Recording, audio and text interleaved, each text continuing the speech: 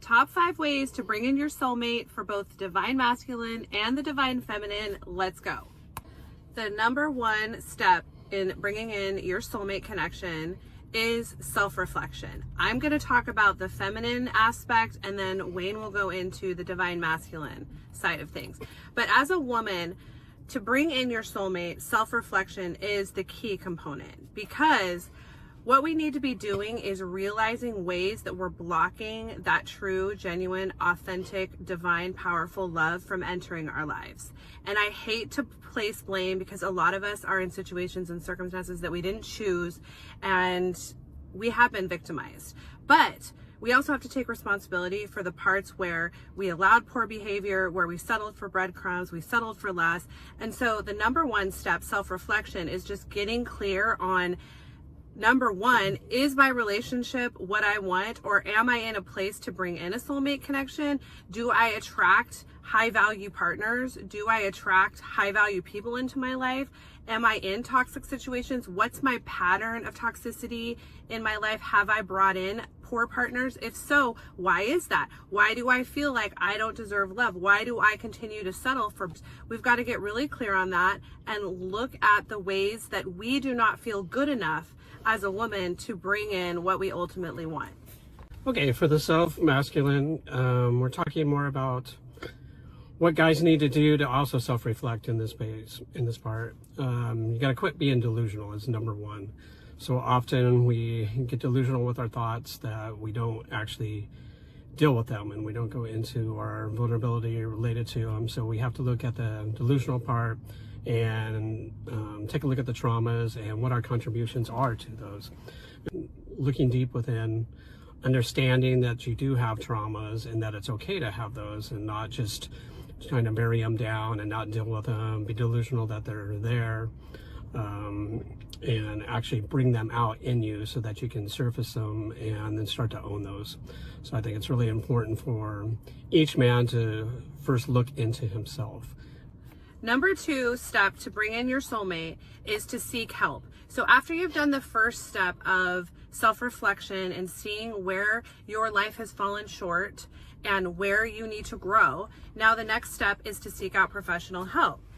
The textbook way to do that is therapy, but you honestly don't need a therapist if you can't afford it. There are so many resources out there to get help, to heal your inner child, to adjust your self-concept, to understand what is toxic and what is not. I know in my situation, I read the book Anxiously Attached by Jessica Baum, and that helped me to understand where my wounds came from, why I was tolerating bad behavior, why I was settling for less, why I felt this need to chase unavailable love, why I felt comfortable and at home with toxicity and with men and people, frankly, who were not choosing me, who were in many ways abusing me, who were betraying me. I needed to get really clear on why that was comfortable to me and why that was comfortable to me.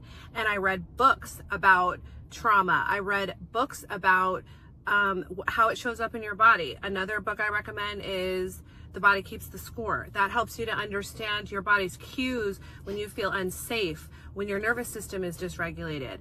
There are amazing podcasts out there that help you to grow into your highest self, to become actualized. Some of my favorite were We Can Do Hard Things with Glennon Doyle, Abby Wambach, and Amanda Doyle. It is great because it's awakened women that are healing, and as they heal, there are many struggles that we all have. They talk about it. They have experts that give good tips. And then lastly, there are several creators just on TikTok in general that can help you. That's why I love this platform so much, because you can quite literally have free therapy just by scrolling on TikTok. So some of the creators that I specifically have been following the last year are No Narc Sense. I love her because often we attract narcissistic men, we attract narcissistic women when we are unhealed. We need to recognize what a narcissist does. We need to understand blame shifting, gaslighting, projection, all the things that keep us from true, healthy, authentic love. And we sometimes need to put names to those things. So seek help from all of these free resources so that you can level yourself up. Okay, continuing on with the number 2. also related to seeking help. So often as men, we don't think that we look at seeking help as a weakness, right? We look at, you're not a strong person if you have to get someone else to help you deal with things. But I feel like it's completely the opposite. And each person is different in the way that they want to go about finding that help or seeking out help.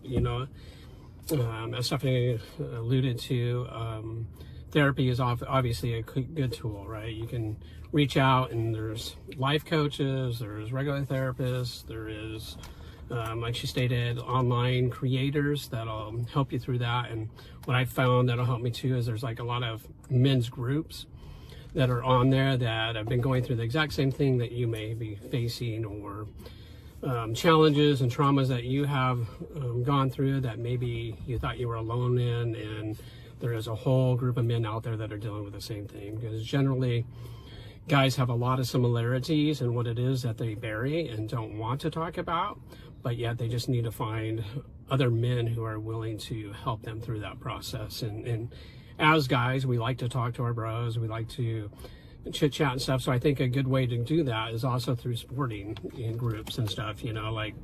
I love playing sports, I love playing basketball, and there'll be times when I'm on the court, and that's in between games, you're sitting and you have your best friend with you or a buddy, and that's a good time for you to relate to each other and talk about things that you're going through, and you'll be surprised at how quickly your buddy will be there for you and help you kind of get through those situations. So I think just, it doesn't have to be the clinical way of getting help. It can just be talking about things and looking for those outlets. But I also think that you don't have to have the traditional love of finding other people to help you. What I find is just diving into it myself. I look at myself at the inner parts, and I get comfortable with my own vulnerabilities and self-help, and find ways to be okay with being alone in those situations, and just kind of dissecting what it is that I'm dealing with at the time, and then look for avenues that might best help me. I was going to say too, it's so interesting that men think that it's weak to get therapy, when to a woman, a man getting therapy is the ultimate flex. Women are so impressed by that. That will move you up several notches out in the dating world, or with your girlfriend or your woman. If she knows that you're seeking therapy, it's that's sexy to a woman. Right. Step 3 is set your standards high. So to call in a soulmate, you need to set your standards at a higher level than they currently are, right? Because if you look at your past relationships, were they soulmate level? None of mine were. And so I had to really set my standards to a higher bar and get really clear on what it is I wanted in a man. The first thing you can do as a woman is say no to what doesn't meet that standard. So many women out here, and he will attest to this, girlfriends that I have, are lowering their standards, and he's appalled at these men's behavior. He's I can't believe your beautiful, gorgeous friend who has everything going for her. He doesn't say it like this because you wouldn't. Yeah, I wouldn't. You wouldn't hit on you wouldn't say that to me because I don't. He's super sensitive about respecting me, but he loves my friends. He sees the value in my friends the way that I do. They're beautiful women, and they are lowering their standards being with these dusties. And he's just he's appalled that men treat these prize women the way that they do. And I'm see, this is why we are here out on this is why there's creators like me, because there are so many men out here that treat women like garbage. So it's saying no and being alone, sis, even though it's hard. And it sucks to not be chosen by a man, and it sucks to not have a Valentine. I get it. But we have to break this need as women to have a man at all costs. If a man is treating you like garbage, get rid of his dusty ass and open up space in your life to call in a soulmate connection. For a woman, it is saying no to all the things that do not meet that standard. And I would also say girlfriends. If your girlfriends are treating you like shit, if your girlfriends are not appreciating you, if your girlfriends are taking advantage of you, get rid of that girlfriend. Up level in all areas of your life. Get all the toxicity out, and then you cleanse your space and you open up all this new space to call in the divine connections, which include a soulmate connection.